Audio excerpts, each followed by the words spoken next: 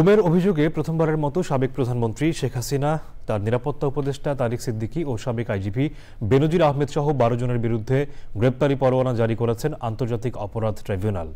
তাদের গ্রেপ্তারের বিষয়ে ১২ই ফেব্রুয়ারি জানাতে বলেছেন আদালত। একই দিনে গুমের অভিযোগে সাবেক সেনা কর্মকর্তা জিয়াউল হাসানকে হাজির করার নির্দেশ দিয়েছেন ট্রাইব্যুনাল। মাজারুল হক মান্নার রিপোর্ট।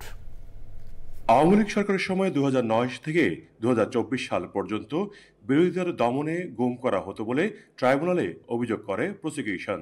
তারা বলেন, রাজনৈতিক প্রতিপক্ষকে দমনে গুমের ঘটনা সবচেয়ে বেশি ঘটেছে ২০১৪, ২০১৮ ও ২০২৪-এর নির্বাচনের আগে।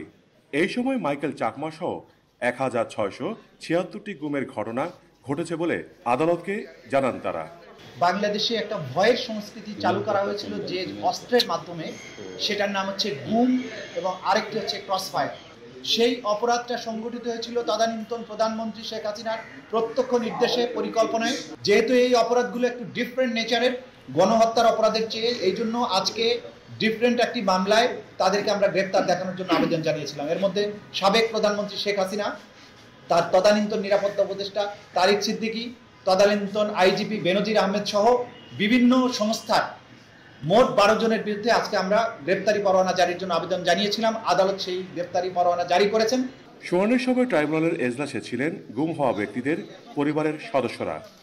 আরমান যেদিন গুম হয় সেদিন ২ দিন আগে আমাকে বলে যে আচ্ছা আমার বাসায় এসে তাকে আমাকে খোঁজ নিয়ে তারপর হঠাৎ করে শুনলাম যে তাকে গুম করা হয়েছে।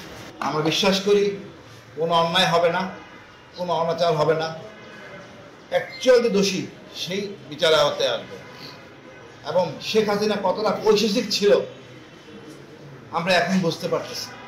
৫ই আগস্টের পরে যেটার জন্য আমরা অপেক্ষা করছিলাম যে তাদেরকে অ্যারেস্ট করা হোক, বিচারের আওতায় আনা হোক এবং একটা ন্যায় বিচার, একটা স্বচ্ছ ট্রান্সপারেন্ট বিচার যেন আমরা দেখতে পারি। চিফ প্রসিকিউটর জানিয়েছেন, গুমের ঘটনার সুষ্ঠু বিচারের জন্য যতটুকু সময় প্রয়োজন ততটুকু সময় নেবেন তারা। মাজারুল হক মান্না, চ্যানেল আই, ঢাকা।